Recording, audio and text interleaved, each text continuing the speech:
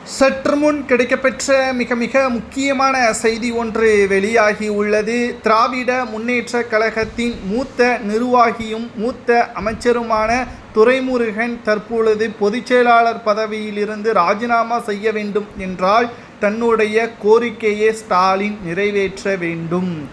கிட்டத்தட்ட பல ஆண்டுகள் திமுகவில் மிக முக்கியமான பதவியில் வகித்து வந்த துரைமுருகன் அவர்கள் கலைஞர் மறைவிற்கு பிறகு துரைமுருகன் முதல்வராக கூடிய வாய்ப்பும் கிடைத்தது. ஆனால் ஸ்டாலின் தான் அதற்கு சரியானவர் என்று மேடையில் பேசினார். சட்டசபையில் கூட நான் மறைந்த பிறகு எனது ஒட்டுமொத்த ஆசை நான் கோபாலபுரத்தின் கொத்தடிமை என்றே கூறுங்கள் என்றும் தெரிவித்திருந்தார். இது ஸ்டாலினை கண்கலங்க வைக்கும் விதமாகவும் மாறியது. மேலும் உடல்நிலை குறைவின் காரணமாகவும் பல்வேறு வழக்குகள் துரைமுருகன் மீது இருப்பதன் காரணமாகவும் பொதுச்செயலாளர் பதவியில் இருந்தும் வருகின்ற சட்டசபை தேர்தலில் சீட்டுக்கள் வழங்க வேண்டாம் என்றும் உதயநிதி தெரிவித்திருக்கிறார். தற்பொழுது நேரடியாக துரைமுருகனிடம் ஸ்டாலின் அவர்கள் இதை பற்றி தெரிவிக்கவில்லை. ஆனால் துரைமுருகனுக்கு இது பற்றியான தகவல்கள் முழுமையாக கிடைக்க பெற்றுவிட்டது. மேலும் துரைமுருகன் கூறியது, எனது மகனுக்கு மிக முக்கியமான அங்கீகாரம் திமுகவில் கொடுக்க வேண்டும்.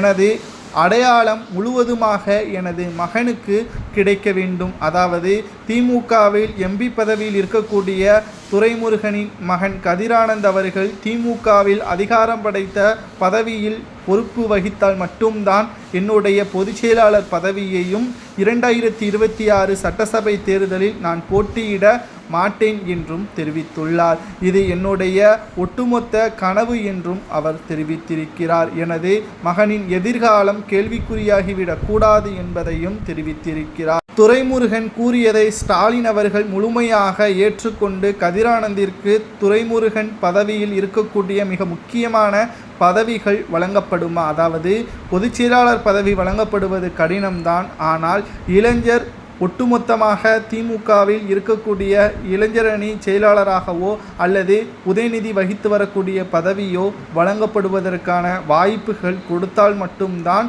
அடுத்து துரைமுருகனின் ஒட்டுமொத்த பதவி ராஜினாமா கடிதம் தலைமை அலுவலகத்திற்கு செல்லும்.